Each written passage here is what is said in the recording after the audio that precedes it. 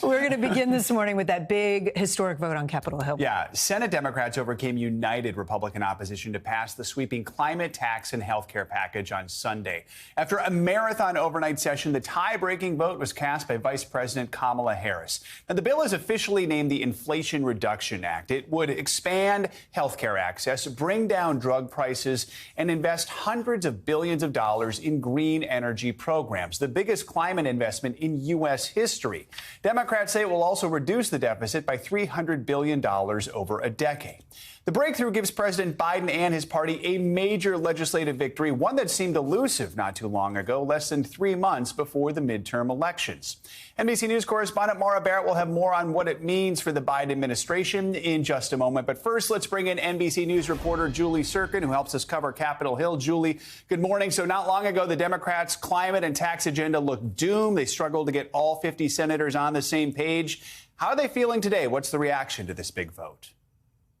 Joe, I think they're feeling pretty tired this morning. But other than that, they're feeling good about what they accomplished this weekend. And not only that, but they accomplished the guns bill, the chips bill, which gives money to semiconductors just in the last few weeks. Now, with this piece of legislation, they thought they would never get it done. Senator Manchin, Senator Schumer behind the scenes negotiating this deal that would cut down costs of prescription drugs, letting Medicare negotiate for the first time, also climate provisions and closing tax loopholes, as well. Let's take a listen to what Majority Leader Schumer had to say yesterday, and he teased that he wore his lucky blue suit for the occasion. Watch.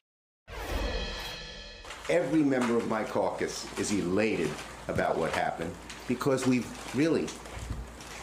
changed the world, and really confident that the Inflation Reduction Act will endure as one of the defining feats of the 21st century. Senator Tina Smith also walking out of the Capitol telling us that she was so happy she could cry, coming home to tell her grandson all about it. So all in all, a big win as they head into August recess. So, Julie, I mean, this bill survived about 16 hours of voting and all kinds of amendments. It's the so-called vote-a-rama. Any of those pass? What is in the final text?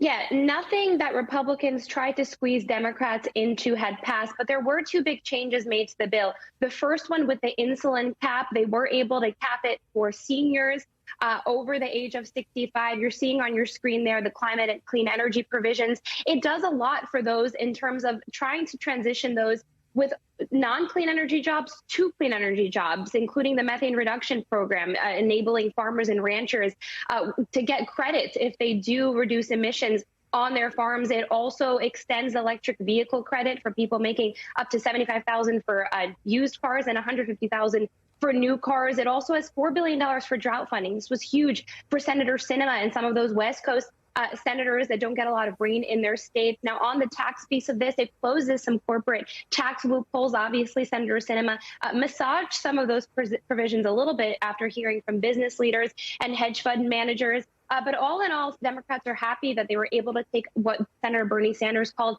a small but significant step forward, Joe. It's not a done deal yet. The Senate was obviously the biggest hurdle, but the House still has to vote on it. So when can we expect that? How soon could this be on the president's desk?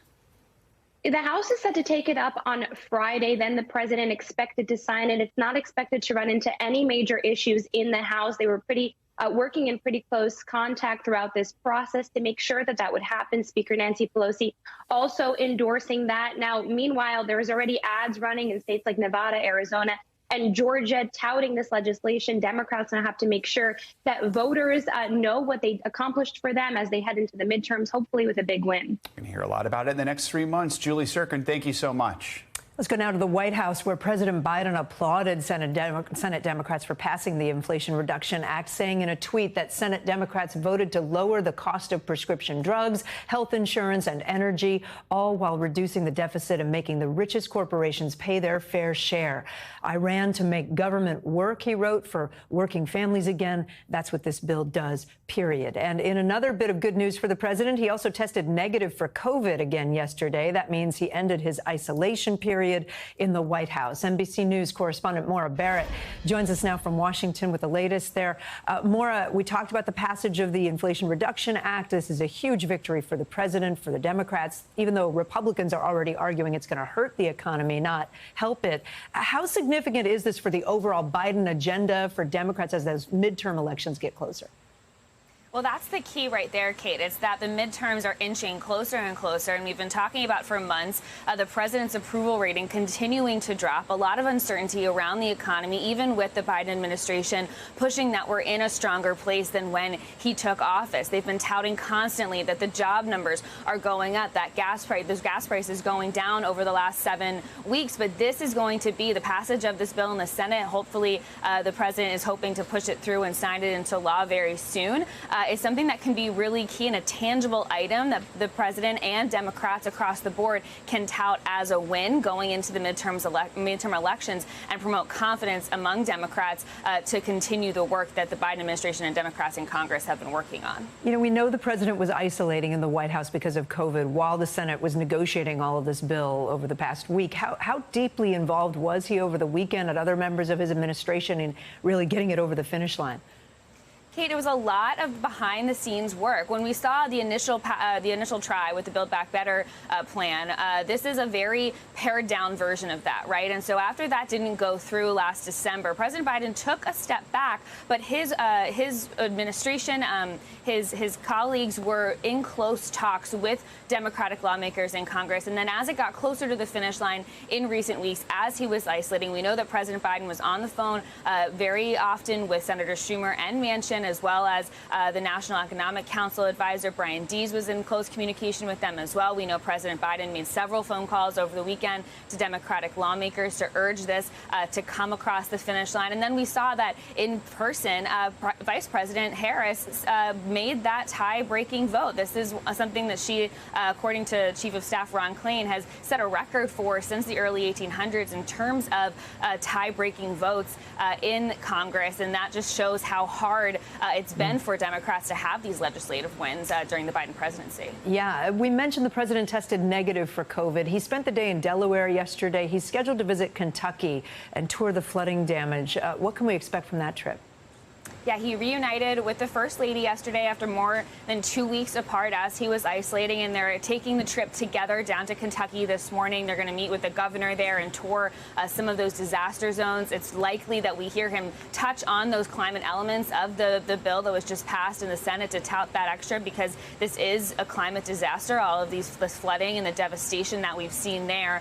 And so he'll make remarks over the weekend.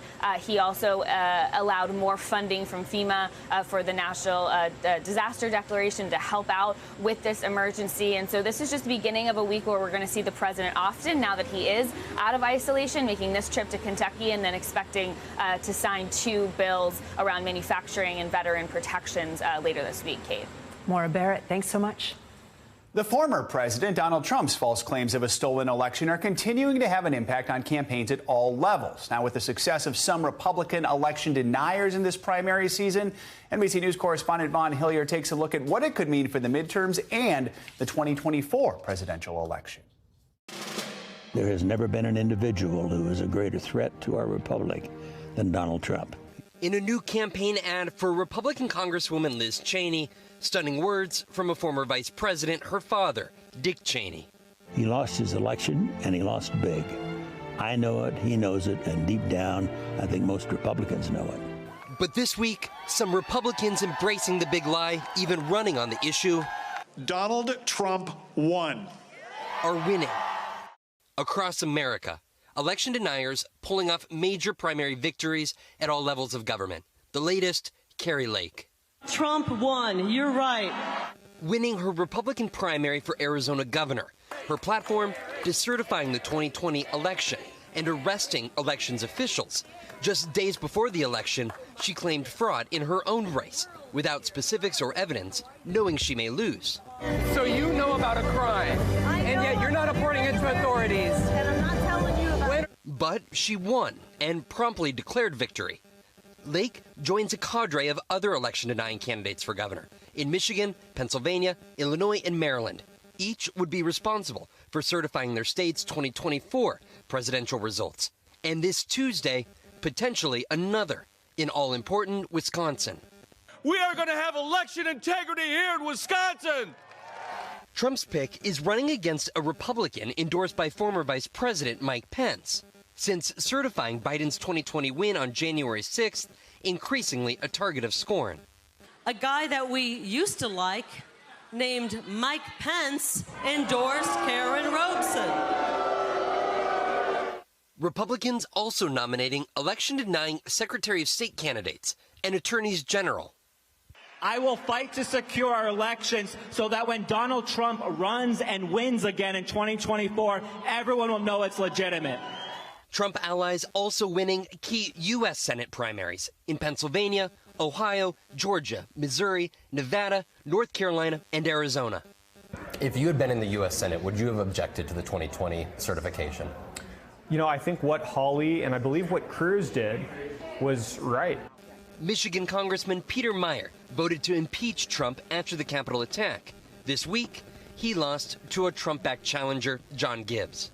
Any leader of any organization has to have a certain amount of loyalty from the people that work in that organization.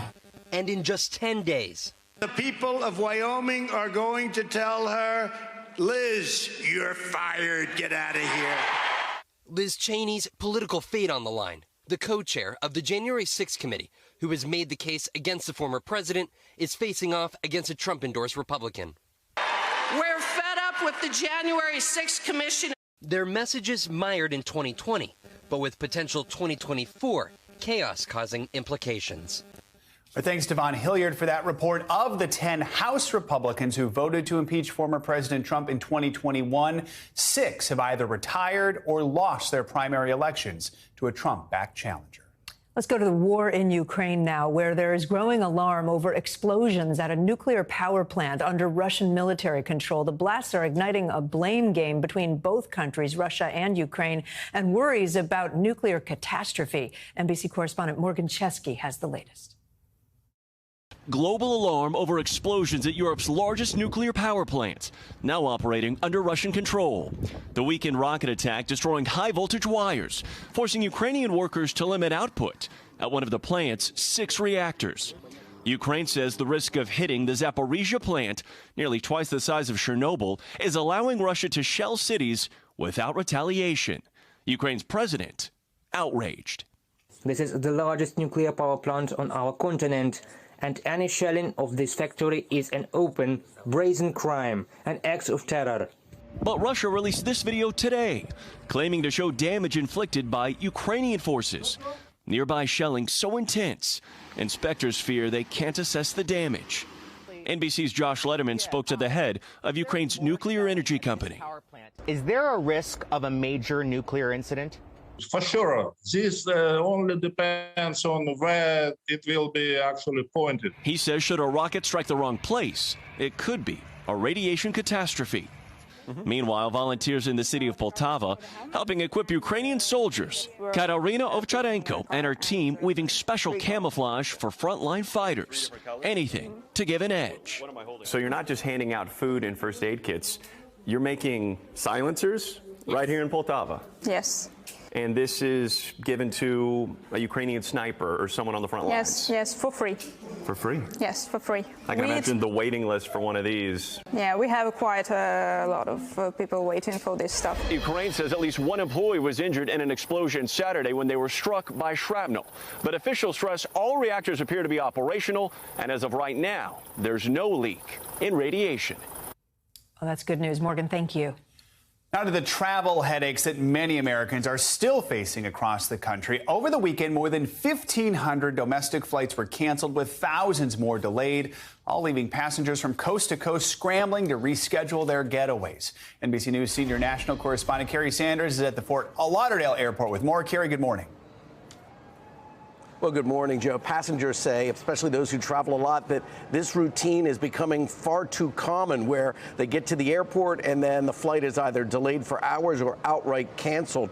The airline analysts say this is a combination of summertime weather plus the staffing shortages, which are creating a perfect storm for what turns out to be a travel nightmare. This morning, frustration is on the rise at airports across the country. I just don't understand how this is okay. With more than 1,500 flights canceled this weekend and at least 13,000 delays from coast to coast. Hopefully it doesn't get canceled again, because I definitely need to get home and get stuff done. Nasty storms setting off a cascade of chaos for travelers. It was just really draining and frustrating. American and Southwest Airlines blaming summertime thunderstorms and weather-related challenges for the disruptions. But it's been a rocky summer for airlines dealing with crew and pilot shortages, reduced flight schedules, and a record surge in travelers. There aren't a lot of pilots sitting in reserve. There aren't a lot of planes sitting in reserve or crew or staff. And so when there's one cancellation, there's very little buffer or slack in the system. Sarah Johnson was rebooked from New York to Chicago with her two sons, who were put on a different flight on another day. The airline was able to resolve the issue, and they all traveled home together. It's a broken system, and then people get left having no idea where to go, what to do, no answers, and no compensation. Now the Department of Transportation is proposing new guidelines for travelers hit with flight delays, including allowing passengers a refund if an airline changes their departure or arrival time by at least 3 hours for a domestic flight. I think if it's enacted, it would be the biggest expansion of travelers' rights in decades. If those customers' rights were enacted in the United States, they would somewhat reflect what already exists in Europe. The Department of Transportation is taking comments over the next 90 days. Joe? All right, Carrie, thank you so much. Kind of like that idea of getting your money back if it's 3 hours. Let's get to the morning weather now and that lasting heat wave that is still affecting millions of people. Yeah, Michelle Grossman joins us with that. Hey, Michelle, good morning. Good morning, Joe. Good morning, Kate. And yeah, we're seeing 55 million Americans under a heat alert from the Pacific Northwest to the Mississippi Valley, parts of the St. Louis metro area, and also the Northeast. We're looking at temperatures once again into the 90s, into the 100s. It's going to feel like 110 in some spots with the high humidity in place, too. But we're going to see that humidity wiped away later on this week. Also that heat in the Northeast, but it is hot today. 92 degrees in New York City this afternoon, feeling like 98 once you factor in that humidity. Little Rock, you're going to feel like 104. Dallas feeling like 101 again. And we're looking at Atlanta, your heat index this afternoon at 93. The heat is on tomorrow, so that relentless heat does continue. Temperatures once again into the 90s, feeling like 100 degrees in Memphis, also Jackson. It's going to feel like 102 in Raleigh. Look at Philadelphia feeling like 104 tomorrow. But we do have a cold front that we're watching. That's going to bring relief later in the week. So feeling much better by Wednesday in New York City. Just 84 degrees, the low 80s by Friday. And the biggest difference, we're going to have really low dew points, so it's going to feel really comfortable. In Erie, Pennsylvania, temperatures feeling fall-like into the 70s, 75 by Friday. Chicago into the 70s as well. So this is a cold front that I'm talking about. It's moving very, very slowly. It's going to take a while to make its way towards the east. And in the meantime, we're going to see some very heavy downpours. Where you see those darker colors, the yellows, the reds, the oranges, that's where we're seeing those summer downpours that Carrie was talking about. That could certainly impact travel today in parts of the Midwest, the Great Lakes, into the interior Northeast. And we're also concerned about flash flooding. So we do have a flash flood risk. You can see numerous spots across the country from the Southwest into portions of the Mississippi Valley, the Great Lakes, the Midwest, into the Northeast. And we could see 1, 2, 3 inches of rain in some of these spots, and really fast with those summertime downpours, torrential downpours. And we're concerned also about those flood-ravaged areas where we're looking at eastern Kentucky, also West Virginia, Tennessee. You can see those darker colors. So we could see 2 inches of rain in those spots over the next 2 days. And we do have showers in the forecast in those spots through Thursday. So that's something we're going to watch very closely. And then, guys, I'll end it here. We are watching the potential for our next tropical depression. It's been pretty quiet so far, knock on wood, but we are looking at the potential for development over the next 5 days into a tropical depression. All right. I love how your graphic said a touch cooler. We will take a touch cooler right now. All right. We'll take any touch, yeah. Exactly. All right. Thanks, Michelle. Thanks for watching our YouTube channel. Follow today's top stories and breaking news by downloading the NBC News app.